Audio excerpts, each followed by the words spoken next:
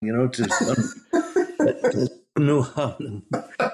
That's fine. But Iain, thank you so much for coming on the podcast. I'm glad that you've made a little bit of time out of your evening to come on and speak to myself about all things music. Good stuff. And we're going to talk about yourself, obviously, drumming, your influences, bit of Runrig, things, and everything else that fits in between. Okay. But what I like to do is go back to the very beginning for each of the guests. So where did you originally grow up? Grew up in St Andrews, Fife, the Kingdom. Right. And, born about, a couple of years ago. Yeah, and that's the story we're sticking to. Oh, aye. See, when you were young, like from a very young age, were you into music? Were you exposed to music from a very young age? Oh, I completely. I mean, my dad was a really good piper. My mum, she sang. My older brother was a piper. There was myself, who was called a piper's tradesman when I took up the pipe band drumming at the age of 9. My uncle Iain, my dad's brother, I think he played something like 50 odd instruments. Yeah. Everything from all the saxes, from soprano sax all the way down to bass sax. He's just one of those multi-talent. Oh, aye, incredible, So, I mean, music was very much part of the family. Give me a wee laugh, Iain. Do you remember, it's maybe going a wee bit back, but do you remember what the first concert was that you ever attended? Your first professional concert? Yeah, I do, actually. I was 13-year-old and I hitched from St Andrews and I got to the end of the Tay Bridge and I walked across the Tay Bridge to go and see Argent. Right. Argent live in concert. Yep. And shortly after that, I saw 3 brilliant gigs back-to-back in Edinburgh. One was Yes in the Usher Hall, and then down to Leith Town Hall to see Camel. All right. And then the Sunday night back to the Usher Hall to see Bartley James Harvest. There you go. Do you remember, what year would that have been? It's 74. 74. It's 14 years old. And it's and you would have been 13 at the time, so that would have been the perfect age that's making a huge impact. Oh yeah, very much so. Aye, I mean, I was, the kind of kid, I was into all the kind of pop music of the day, like T-Rex, Slade, Sweet, all the kind of big, What the Hoople and stuff. And, there was just that was the era, that was the decade for pop music, in my opinion. Yeah. I say to people, it doesn't matter how good a stereo system you've got at home, or, nowadays it's obviously headphones, but aye. There's nothing quite like going to an actual concert. And it's not even just if you've got 5,000 people singing along to the same song, that obviously you feel that's something. But I remember going to my first concert, and it sounds silly, but I remember going in to the arena and the roadies were still setting up, and they were still doing the sound check, and see, even just the hitting the kick drum and you feel it and thumping into your chest, that's something that you'll never ever get sitting at home. Never. Listening to it. No. And it just goes from there. So, you've got the sound actually hitting you. You've got, doesn't matter how many, if it's 100 people or if it's 10,000 people, the fact that everybody's in it together. Oh yeah, I mean, your internal organs rattle. Yeah, it's like it is a magical experience. It really is. Aye. It's hard to describe. And everybody should, I think, experience it at least once in their life. Oh no, aye. I mean, the live thing is spontaneous. It's the essence of what music's about. It's shared experience in that place. Yeah. Because nothing else exists outside that venue. At that point, it's just the whole focus, and there's a real connection between a band and an audience when you get that. That energy flows 2 ways. Yeah. You're not in the band, they're not. It's all just one great big thing. The weird thing as well, though, that when you're playing on stage, doesn't matter how good a rehearsal you have prior to performing. There's something that affects the band as well when they're getting energy back from the crowd. Oh, it's adrenaline. It's electricity. It's amazing the stuff, that electricity actually. But you're saying obviously 13, you're going to these gigs. Was that around this? the same age that you started to discover your own musical taste? Because there's a lot of people their early influences are what their parents are listening to, and then they usually an age where they start to discover their own bands for themselves. Yeah, well, I mean, like I say, I grew up with music, and I was listening to like skiffle bands when I was 2-3 year old, because that's what my uncle Ian was into, rockabilly music, and my mum was like stuff like Peter Noonan and the Manfred Mann, Petula Clark, all these great hits from the 60s. I grew up listening to them, and they all stuck with me. And I joined it, like I say, I started learning pipe band drumming when I was 9, but when I was 13. Well, there was several major things happened when I was about that age. One, well, Jimmy Lumsden was one of my mates in the pipe band. He was the lead drummer. I was, in the drum corps. And I was 14 years old, and he said, "Well, Bayne, come down to my house on Sunday." And he said, "I'll let you hear some real music." I said, "Aye, fair enough," because, we'd have the banter, a T-Rex or a Bish. And so I went down to Jimmy's house, and it was like a road to Damascus experience. I remember it so clearly because that afternoon I heard Manfred Mann's Earth Band being one of them, Pink Floyd, Led Zeppelin, Yes, Genesis, PFM. I heard all this progressive rock music, and I was completely and utterly blown away. Yeah. And it was a real... I remember cycling home after it, and my head was just swimming. Yeah. I thought this music... It actually changes... It can change the path that you're on. Oh, yeah, very much so. Yeah, definitely. I mean, I was 13 years old when I decided I was going to be a professional drummer all my life, and that was it. I wasn't going to take any prisoners. That was what I set my sights on. And Ian, why the drums? Why not the pipes or the guitar or the bass or vocal? Like, what was it about the drums? It was purely simple. Jim McGregor and Alan Norman at school one day said, "Well, we're going down to the BB tonight and we're going to learn drums." And I said, "Oh, can I do it?" No, there won't be enough room for you. So, that's how it started, Yeah. By sheer accident. So by the age of 13, I was asked to play at the pantomime in the Byre Theatre in St Andrews, which is a professional theatre company. Mm-hmm. And I'd never played a drum kit in my life. And the first time I played a drum kit was the opening performance. All right, okay. And I got this drum kit from this guy in Garbridge. And we had this drum kit, and I kind of learned how to figure it out. There was only a piano player and me. And I had to sit down in the opening performance and say, "Well, that foot does that and this does that." And how I was reading the piano score over the pianist's shoulder. And that's how I knew where I was. Right. And that's how, and it was a baptism of fire, really. And see, back then, who were some of the musicians that you were looking up to back then? Well, that was the whole point of, what I learned, about music when I went down to Jimmy's place. Because suddenly I was listening to people like Bill Bruford, was the drummer with Yes. John Bonham, who needs no introduction, the drummer in Led Zeppelin. Yep. And suddenly this whole world of these amazing players, Phil Collins, to name but a few, and then went into Billy Cobham. All these guys were giants. What's good about all the guys you've just mentioned there? They're all very different, but they're all very, very good in their own way. Oh, yeah, completely. I mean, you couldn't get more different from John Bonham to Billy Cobham. Yeah. But both superbly musical in different ways. And I was just sitting there and just trying to unpick what they were doing and get the feeling. It was that connection that these guys made. I mean, it was incredible. When, I still listen to Yes now. And even though I haven't listened to maybe any of their albums for 20, 30 years, I could put a Yes album on now and know every single bar of music. Yeah. Because, you would just, it's in there. I think that thing as well, though, that when we're obviously of a different age, but of an age where we were brought up, where if you liked an album, you would have to go to the music shop. Oh, aye. Oh, yes. Buy a CD. Back when music shops actually existed. Yep.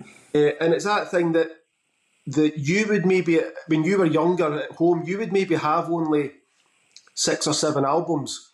So you studied those albums, you knew those albums, front to back, inside out. You knew every single track because you didn't have this unlimited supply of music. That's right. Nowadays, and it's not necessarily a bad thing. I know. It is. I mean, that's something I was even, my daughter, who's very much in her own music, she's a good singer-songwriter in her own right. We speak about this a lot. And Anna, actually, I've never known anyone to have such a broad, eclectic knowledge and taste in music. I mean, Anna will listen to music from the 50s, and I've tried to catch her out that many times with pop quiz, and I'll not get past the first bar, and she'll name it. But that whole experience, like you were saying about, it's the tactile experience of an album or a single. It's the gatefold. It's taking that vinyl out the sleeve. It's more than an audio experience. It's a complete thing, and that's gone. Yeah, and I heard someone the other day say they were talking about this, and what they'd said was, when you were younger, if you wanted a new album that was coming out, you had to go and, if you were really young, it'd be your pocket money, or if you were starting to work, you had to wait till you got paid. You had to work to make money. Oh, aye. Be able to go to the shop, and then you're holding it in your hands. This belongs to me. I've worked and paid for this. This belongs to me. Aye. That kind of element of it's gone. It's like it's not as special anymore, almost. Well, it's not special at all. I mean, it's just data and it's disposable. I know people that can download 1,000 songs, listen to them, and then they just dump them and replace them. Yeah. To me, that's not enjoying music. I mean, I'll give two examples I remember very clearly. It's when Dark Side of the Moon came out. Yeah. That album cover is so iconic. And when that came out, that was just as much a visual experience. Yeah. And it's, one of the most iconic albums in music history. And the second one I remember was Physical Graffiti by Zeppelin. When that came out in 1976, that was a long-awaited album. And that covered, the building in New York. And that was a visual impact before you even put the record on. But that's the other thing as well, Ian. When I was younger, I would go to the music shop. There's times where I would be flicking through the CDs. Aye. I could buy an album purely based on the album cover, having never heard the band or any of the songs. Now, you're taking a chance. You get home and you hope that you like the music. but the album cover was so important back then that helped to sell the actual music. And nowadays, depending on who you ask, and also depending on what genre of music it is, some people don't even see the artwork as being anything relevant anymore. No, they don't. And maybe it depends on your age as well. To me, it's still a big deal. I still like the visual side of it. I still like the idea of the album, but I don't know how much of albums are actually important now. It seems to be more singles and EPs to keep people interested. Aye. Well, I'm glad to see that vinyl's making a comeback. I mean, taking my daughter as example, she's got a growing vinyl collection. And interestingly enough, Runrig just re-released 2 remastered albums on vinyl in July there. One was The Cut and the Clan, and the other one was Once in a Lifetime, the live album. So they've been remastered and re-released on vinyl. So I hope to get a copy sometime.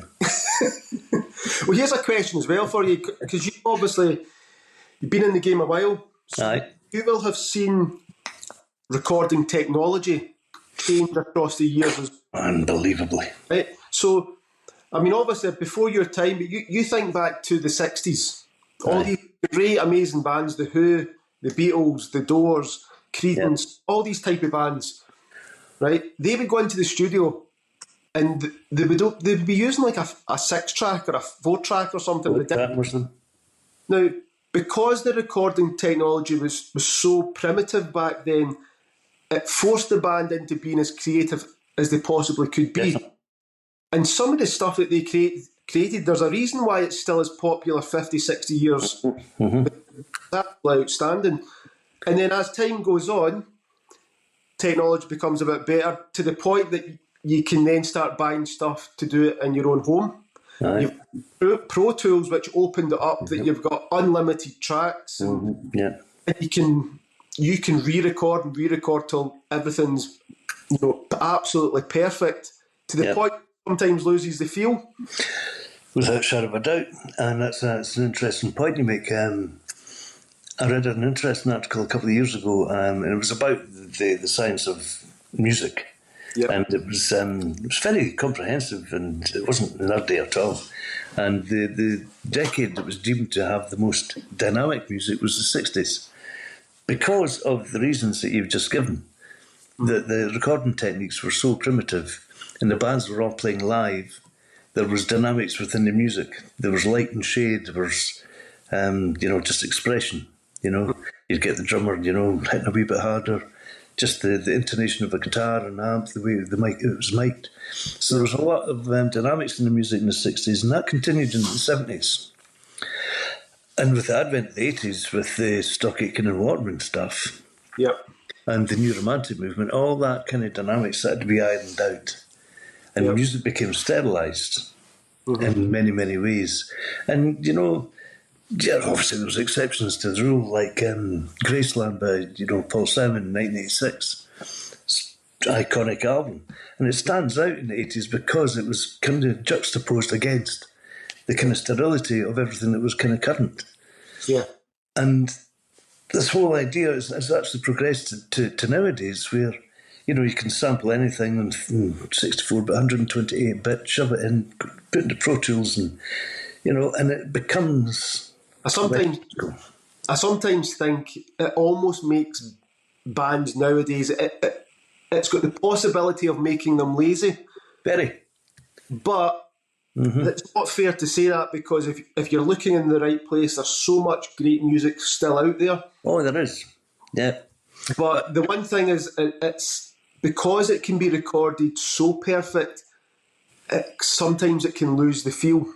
Well, going back to John Bonham, that was another interesting thing that was done, quantizing, where you take Pro Tools and you marry every drum beat up to the beat, which is exactly the time. So nothing goes wrong, and so everything, it's just perfect. Well, they quantized a lot of John Bonham's parts, and they sounded crap. Yeah.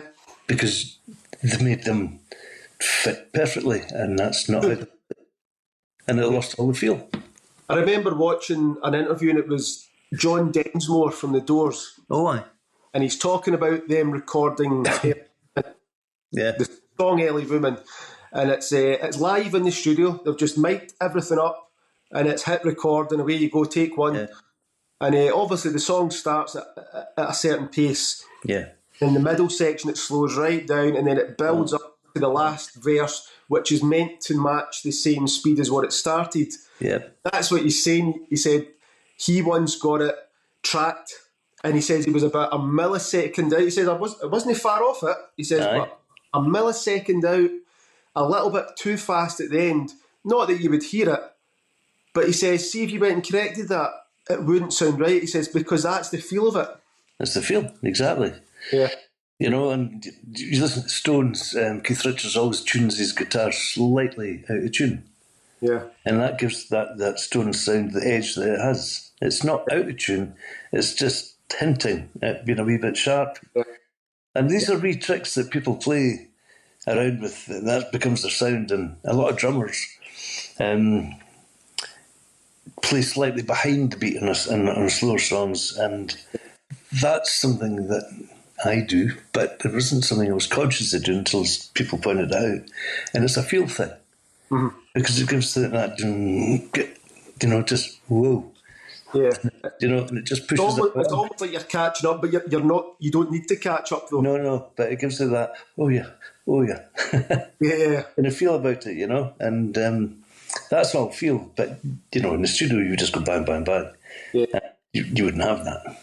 So I know that it was around 80, 81, around that sort of time, you were early 20s, that you joined Runrig. 1980, yeah. How did that come about? Well, at that point, I've been touring with various bands since the age of 16. So I was full-time at the time. I was 17, and touring all over the country. And 1980, a friend of mine, Nigel Clark, who went on to play with Hue and Cry, and he was asked to join a band called New Celeste, right, which was a kind of folk jazz rock fusion type thing. Graham Duffin, who, Wet Wet Wet's guitarist, he played with New Celeste, and mostly played. You had to be a good player to be in that band because a lot of the parts were very intricate. So I toured with them all over Europe for the best part of 1980, doing 3-month tours, a week off, another 3 months, and it was getting a bit tiresome. And then when I was back, a mate of mine, Cammy, who was at college with the bass player and Runrig's girlfriend, now his wife, said, "Oh, here Runrig are looking for a new drummer." And I said, "All right." So I gave Malcolm a call, and the first thing he asked me was, "Do you like John Bonham?" I remember it. So I went down to Edinburgh and sat in with the guys for an audition, and I went away back to Europe again, and I phoned him a week later or so, and I'd got the job. So I came back, and first gig was in, what was that gig in Sauchiehall Hill Street? Goodness sake, just got out of my head. So that's 6 days to learn about 20 songs, and that was it. Was it the ABC? No, I'll come to it. The Garage? No, I had the revolving stage. Oh, well, I don't know, maybe before my time. What was it called again? Because that was a great story. I'd seen Runrig before, but I was playing with another band in there. Well, I was going to... Had you crossed paths with yeah. prior to that? Yeah, and they were the main band on this night. And everyone was getting really excited about it, and I was standing along with everyone else. And I had a revolving stage, so it started off hidden, from the audience, and the stage started to revolve. Yep. And then the band appeared, and everyone cheered, and the stage kept moving. And it didn't stop. It went all the way back to the beginning again. And that was... The rest is history. Pardon? The rest is history. It certainly was. For a band like Runrig, what was their normal songwriting process? So, for example, would someone write the majority, like the basic structure, skeleton of a song, and bring it into everyone else to jam, and everyone else would then contribute their parts to build it? Yeah, well, basically Cal and Ronnie McDonald were the two songwriters in the band. And they wrote, until Bruce Guthrie came along, they wrote all the songs, really. Yep. And they would record very rough demos back then on, 4-track TIAC machines and stuff, and just compile a whole bunch of songs and then shove them on cassettes and farm them out to us. And then we'd listen and choose the ones, it was almost, just marking out of 10 which ones. Yeah. And then we would go into the practice thing. And sometimes Malcolm and I would rehearse, the songs on our own, away from the rest of the band, and construct the songs from the ground up in the way we felt. And then we'd come together and iron it out. And that's how basically the arrangements of the songs came about. It was very basic demo, if you like, you would get from Calvin and Rory, of vocal part, a lyric, guitar, acoustic, maybe a drum machine, basic, and then boom, out you go. What about the recording process for Runrig? Did that change over the years, or did it stay the same? And what I mean by that was, again, there's no right or wrong. It depends on which band you're talking to. But a lot of bands will start with the drums and then they'll layer everything on top of it. Some will go and record the rhythm section live, and then they'll overdubs. How did you like to go about doing it? It was horses for courses, really. We did everything, really. Most of the time, of course, you would have the basic, the guide parts, the guide vocal, guide guitar, and basically just guide parts, and I would go in, and put my parts down. But the difficulty with that was always, I was trying to envisage what the end parts might be like. So I was trying to play parts and throw some fills in, maybe, or not, and the rest of the guys would come in and layer guitars, bass, and keyboards after that. So that was always kind of tricky, but I would always lay my parts down reasonably quickly. Sometimes, it was a case of constructing a song from the ground up, and, I would just create drums afterwards. It was all, like I say, it depended on the song. There was no hard and fast way of doing it. Did you personally like the recording process? Yes and no. Like creating something from nothing? Yeah, I mean, that was the exciting part. I mean, the possibilities were endless. You know, there was no hard and fast thing. I mean, I've played everything from flicking Coke cans to, you know, playing kitchen chairs, wardrobes, you know, you name it. So that creative part of it's really interesting. But the studio thing I always found generally to be quite sterile, because the songs always came to life live. Yeah. And when you're in the studio, it's a process, and it's very clean and it's very considered. And sometimes I was always getting hacked off because I thought it was too slow in the studio, and it would speed up live. But it was, I was talking to individual members from this rock band from Australia called Juke Cartel. aye. And what they'd said to me was that the main problem they always had was they could never capture live what they done live in the studio. And what they recorded in the studio sounded great, but whenever you seen them live, they just took it right up a notch, and they always struggled. They just never capture in the studio what they done live. I would agree with that, and 90% of that I would definitely agree with.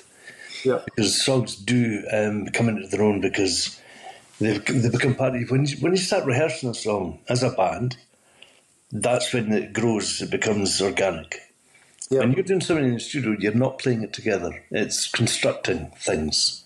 Mm-hmm. It's disjointed. It's a process, and that doesn't always give itself over to getting the best out of the song or the individual musicians. Sometimes it does, again, depending on the song. But generally speaking, music would come to life when you're playing it live, because it's that spark, that symbiosis you have, that relationship you have with your fellow musicians. Yeah. You would do something and it would be, the guitar, and I'd kick off of that, and Malcolm would do something, I'd kick off, and vice versa, and I suppose it's interesting as well because you've recorded so many albums over the years, but you're in the studio recording these songs. Say it's 10 songs, you know those songs inside out because you hear them over and over and over. And it's probably, you probably agree with this. It's amazing the amount of times you'll sit and you'll probably think to yourself, "This one's going to go down great live." Mm-hmm. And then you play it and it might not hit, but then you'll play a song that you maybe thought was you were just going to play it, and it's a crowd favourite. Like, there's no rhyme or reason why. That's right. Certain ones, the crowd just takes it close to them and they love it. Other songs you expect to be really good are not necessarily going to be great live. Yeah, very true. I mean, I can probably rattle about over a dozen songs off the top of my head where that's been the case, and some that they just didn't work live. Yeah. And they are studio songs. Some songs are actually better as studio recordings. Yeah. Here's a question for you as well. Of all, see if you were to sit down with someone that had never heard Runrig before, if you were able to play them just one song that best represented the band's sound, what song would you pick to play to them? Ooh, that's a tough one. But it'd probably be live. Yeah. And it would probably be Sky from Party on the Moor or The Last Dance, because it's got that rock element, it's driving along, it's got the Gaelic bit in the middle, it's got a hell of a crescendo, it's got loads of dynamics in it, and it builds up to a hell of an ending. Yep. So that would probably describe. I mean, if I asked you tomorrow, you could pick another one and then another one and another one. Oh, and maybe May Morning, But Well, obviously, looking back now, in hindsight, what's your thoughts on, obviously, the band calling it a day? Well, it's funny, actually, because yesterday was 18th. That was 6 years since the last dance. Yeah. And I was just going about my day, and I got a couple of messages on Facebook saying, "No, I'm really sad," and I don't know how you must be feeling. I went, "What? Oh, oh yes." It is what it is. I mean, it's 6 years, but it's still, when the band called it a day, you know, that in 2018, I was no use to Man or Beast for about 2 months. Yeah. I mean, I can only imagine it's one of those things that I suppose it happens to every single band and musician. There will be a time where you have to call it quits. But then if you were given the chance to go and do it all over again, you would do it all over again. Of course. You know? I know. It was just... It was the idea of doing something. And I hate to say it, I don't sound pretentious, but it's not like other jobs in that sense. It's it really does have a very deep impact on lots of people's lives. And the things that people were writing in and saying after the band stopped were extremely humbling. Mm-hmm. The impact that had directly on their lives, to be the soundtrack of their lives, how it helped them to the best and the worst times of their lives, the happiness and it brought them, the experience, the shared experience. And it was really something that, when you're going about, playing, you don't stop to think about that all the time or very often. Well, there must be something, there is something really nice about that, because, and I don't mean this in a bad way, but you work in an office all your days, you work hard, you do a good job, that's great, but nobody remembers you for it. It's not impacting your life. There are millions of jobs like that. Of course, aye. It's a wee bit like that saying, if you find a job that you love, you'll never work a day in your life. That's right, very much so. And that's how, it was the biggest compliment in the world to have people part with their hard-earned cash to come and see you doing what you love doing. And that in itself is a great compliment. And to have that privilege to share what we love doing with so many people over so many years was something that you can only dream about. And then when it suddenly stops, you think it does leave a big hole in your life. Yeah. But I was going to say, it must, thinking back now to when you started, even before Runrig. Aye. Imagine if you were starting nowadays with the state that the music industry is in. Mm-hmm. You're also lucky to have had your career over the years that you had your career. Yes. But I could imagine it being extremely difficult, not impossible, but extremely difficult nowadays to make a good living off of simply playing. You're saying so many truisms tonight, and you're, again, hitting the nail on the head. I mean, again, Anna, my daughter, she was very keen to make this her chosen life's path. But, she can see very clearly that it's not an easy road. And I think it's extremely difficult, and I would almost actively discourage anyone from doing it, to try and make it full-time, because there's a lot of chart bands out there, good bands, that have to have second jobs because the music business does not sustain it anymore. Record sales, CD sales, they're down the pan.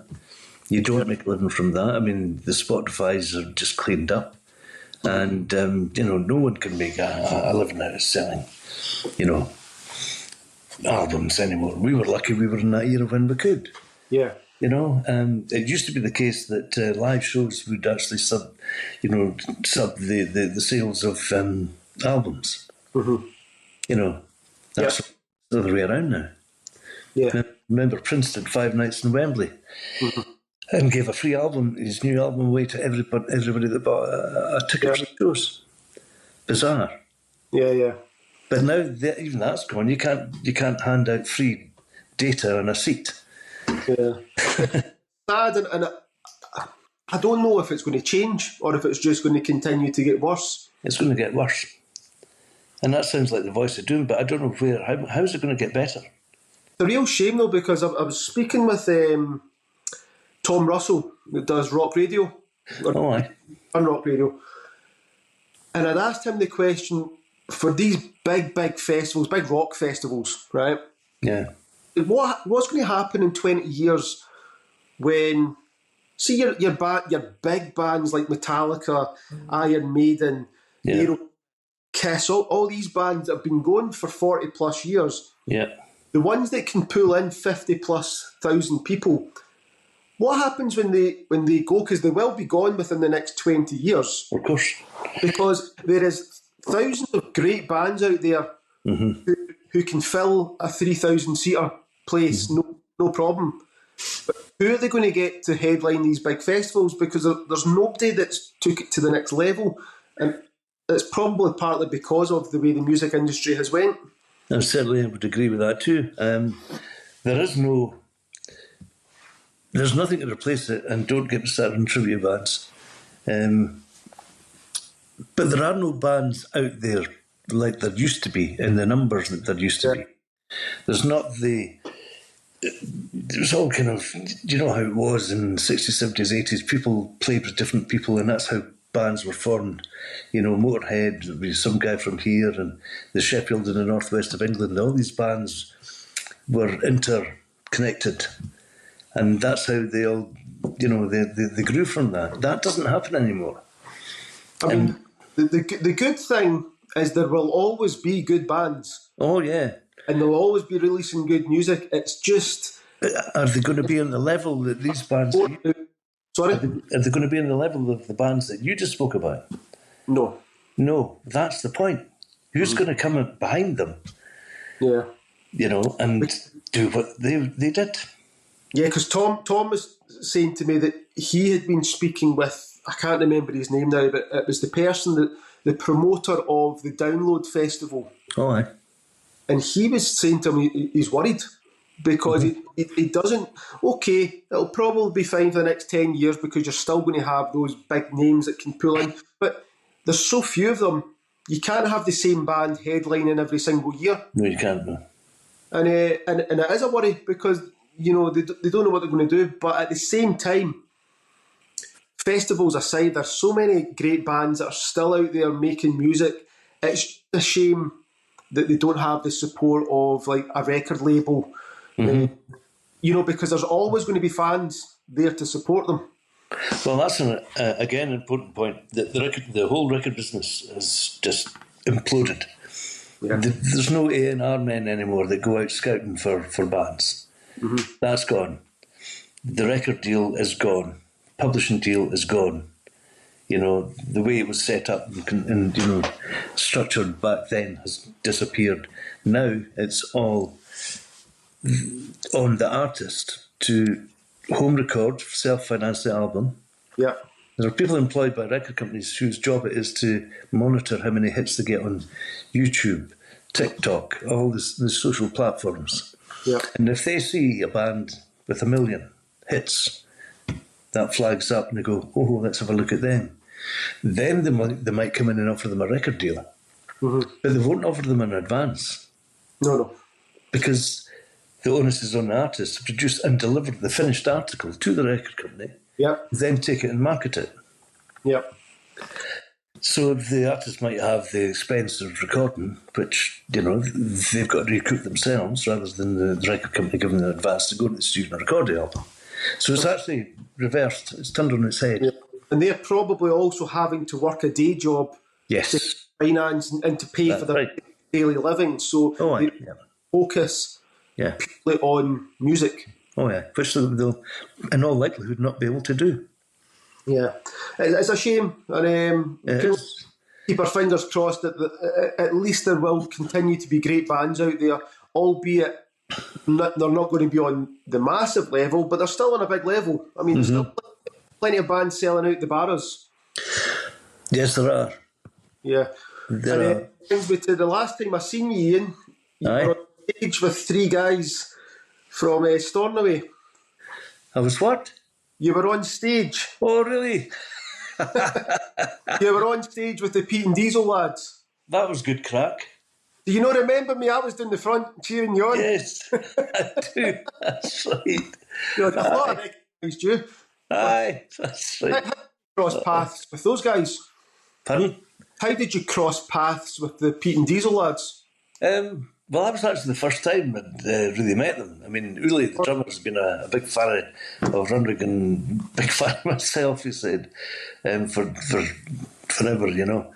And what was it? I think I got in touch with him and said, any chance of a ticket for the Barras, you know?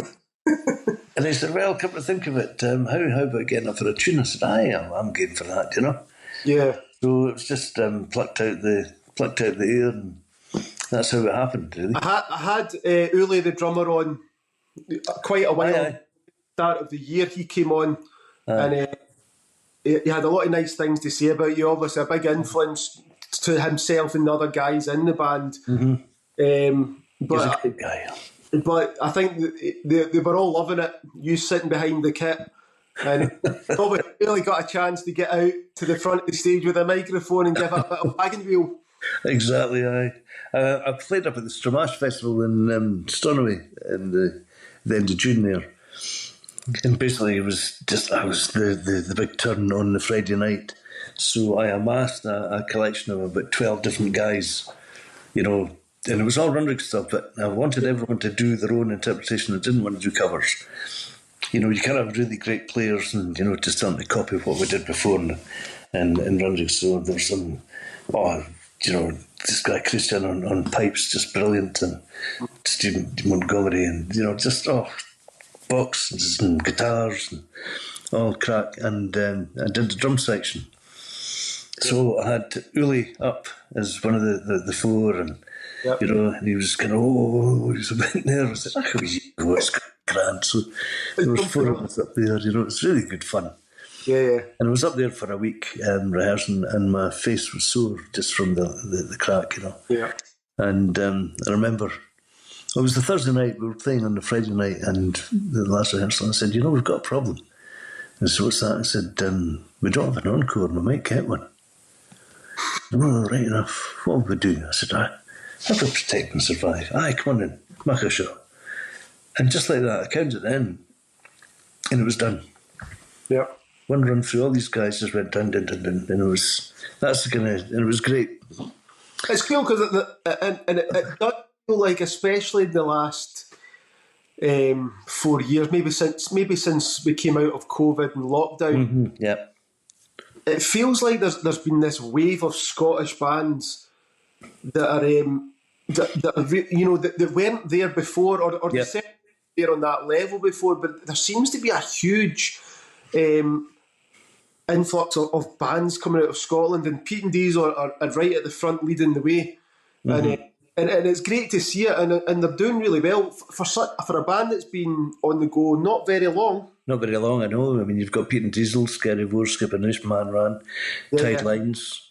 You know, there's a whole raft of them out there. Yeah, and they're all releasing top quality. They are indeed.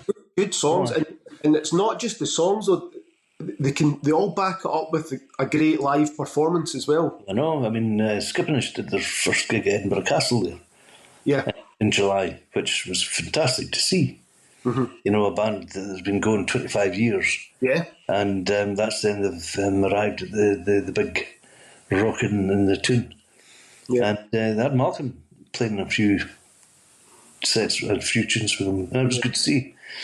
So, yeah, there's this real awareness, and we've got a real feast of great bands to enjoy, and young people. Yeah. Young people are going for it. I mean, that's where Pete and Diesel really score, because there's no pretense about them at all. Mm-hmm. They actually don't give a monkeys. If it collapses tomorrow, fine. We've had a great time. It comes across, and I don't know if it's specifically that band or those individuals, or maybe it's a Scottish thing, but they do just come across as three ordinary guys. They are. Now, they sold out the Barrowlands dead easy. Yeah. That's an achievement. But they don't let it go to their heads. They're three ordinary guys. But it's the same when you look at all these other artists and all these other bands. Mm-hmm. I don't know if it is just a Scottish thing. I think it very much is. But it's really nice to see so much success coming from such a small country. Oh, yeah. Within Scotland. Yeah, definitely. Out of Scotland, and they're loved outside of Scotland as well, which is really good. I know. It's the Pete and Diesel phenomenon is quite remarkable in a lot of ways, because they started off, three guys in a pub in Stornoway, and that was it, and it just grew exponentially from that. It wasn't contrived. It wasn't, let's record an album, release it, and we'll get a marketing strategy together. Yeah. It just happened. Yeah. And I think they were probably taken aback more than anyone else. Yeah, probably. And that's, I think, the secret of their success, because they go and do what they do. And, they wouldn't profess to be the greatest musicians in the world. But they're not trying to be. Well, that's it. You don't need to be the best musician, but when you get the correct musicians together, exactly, there's a magic there that's the chemistry. Yeah, I mean, you could have three musicians that are, world class performers. Oh, aye. I mean that they're going to play great together. I know, and the thing about Runrig is the same thing. It was the chemistry that existed. We were great. The sum of the parts is greater than any of the individuals. Yeah, and that energy and that the spirit of the band came from that chemistry. What made Runrig work? And what I mean by that, I don't mean in terms of success, but what made Runrig as a band work? Did the band have like a leader steering the ship that everybody trusted to kind of get behind them? It was very much a meritocracy. Mm-hmm. When people would shine at certain things, Cal and Rory obviously as songwriters, they had that was their passion, the thing they excelled at. Yeah. And obviously they have their musical input into the thing, and then you would have Brian on keyboards, Malcolm on guitar and stuff, and drums, etc. And that and bringing it together, it was getting into the heart and soul of the song, because the song, as Bruce used to say, the song is king. Mm-hmm. So you'd always have to serve the song. And it was getting into the heart and the soul of that, and if you could interpret that and bring out the passion of it, and communicate that to an audience, then it's job done. Yeah, I mean, as a musician, watching and listening to Runrig, what I liked about the band, the band done it correctly, is that everybody on stage was there to make the song sound better. Yes. It wasn't somebody looking for the spotlight. No. Look at me. It was everybody's playing their parts, and what they're playing makes the song sound better. Mm-hmm. It's not about the individual, it's about the band as a whole making the song sound better. Well, that's very true, and Bruce said something very profound, and he said, a song's just a song. It can be a great song, but it's only a song until you get the people around it to bring it to life. Yeah. And it's very true, and that's true of any band that was enjoyed any kind of success. It was that collaboration of all the parts that made it all happen. And I think that was true of Runrig as much as any other band. And we all believed in it. Yeah, as well as everybody else. Yeah, you'd you didn't go on thinking, oh, more me. It's how do we make this sound and feel really good? Yeah. And it's a feeling you can't bottle it, you can't contrive it. It's there or it's not. Exactly. But Iain, we've obviously been very technical with our music chat for all the musicians that are going to be watching. But I like to end things on some fun questions for yourself. Right. Okay. So imagine you've got a time machine. You could go back in time, anywhere in the world, big gig, small gig. What's the one gig that you wish you could have attended?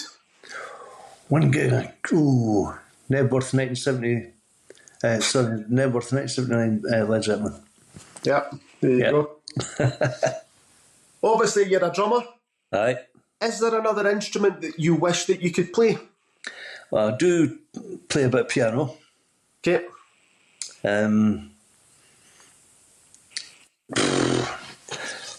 Bass.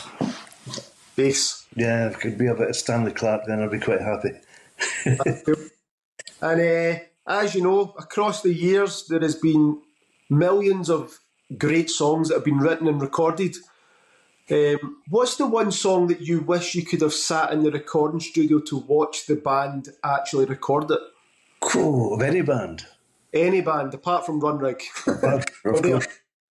Well, that's a good question, actually. Because there's so many that you wake up and you listen to through the day and think, oh, that one would have been an absolute cracker. That's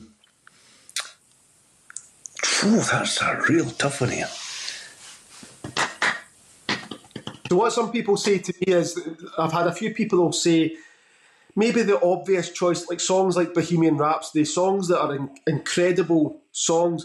Personally, I think it would be great going back to the 60s when they had to record it live in the studio. That's where I'm heading. Yeah. I'm heading back to the, to the 60s. Brown Sugar. Yeah, that would have been cool. Because that's a really interesting drum part. Yeah. There's a lot of percussion in there. Mm-hmm.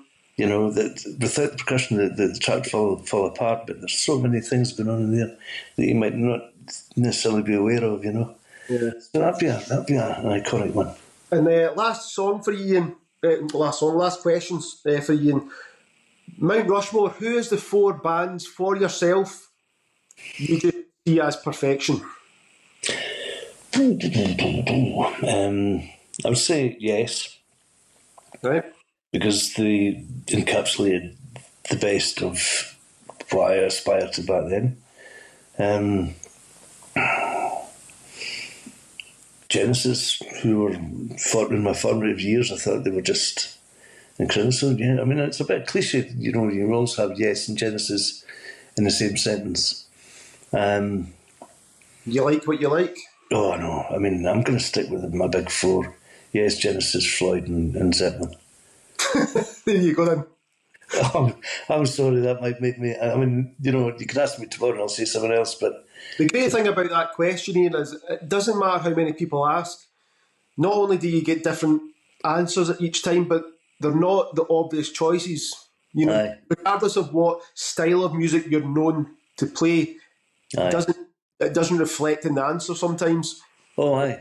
If you ask someone that's a rock drummer, they're not going to go and pick... They might not pick Metallica, Iron Maiden, Guns N' Roses, and they might pick something completely separate. That's the great thing about music, is that there's no right or wrong. Well, I remember we did the Red Wedge thing in Edinburgh back in '86. Yeah. And one of the artists on that bill was Johnny Lydon. Yeah. And apparently his go-to listening on the bus was Runrig's Heartland. Now go and figure that one out. Hey, if you like it, you like it. A good song is a song. It's as simple as that. Aye, I found that utterly bizarre, but I think maybe it's overthought sometimes, but sometimes it's just as simple as a good song is a good song. Don't overthink it. Exactly. I mean, when punk came along in the 70s, I thought that was the end of the world. Music's died. But looking back, there was some brilliant stuff, and it was really important, and it was a catharsis that needed to happen. Yeah. And some brilliant songs came out of that whole punk era, and really shook the tree, and it needed to be shaken. Aye. Well, Iain, thank you so much for coming on. It's been a pleasure speaking to you. Aye, thanks a lot, Iain. Some good chat there. Hopefully we'll maybe meet up at some point. Maybe next time you're in the Barrowlands, you'll give me a wave. I certainly will do. I'd just like to, before we sign off, I would just like to say one thing, that it's going to be 5th of September coming up, or it'll be past, but just a wee reminder to doff the cap to Bruce Guthrow. Of course. Who's sadly no longer with us.